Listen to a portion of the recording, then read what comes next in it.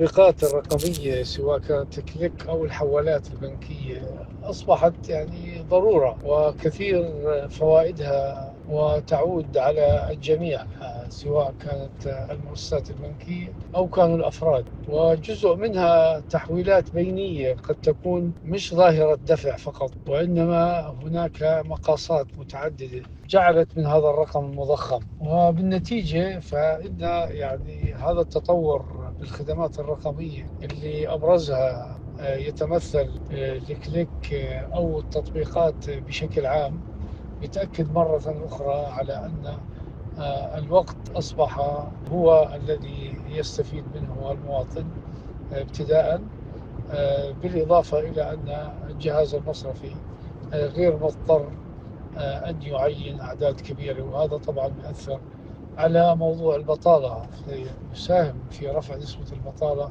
رغم حسناته الكثيرة.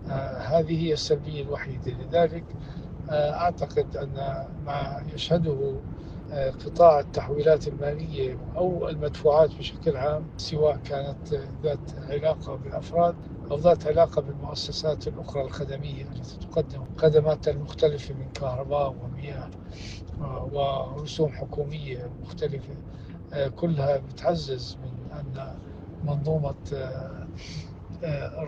منظومة المعاملات البنكية الرقمية أو نظام المدفوعات بشكل عام أصبح أكثر صحية.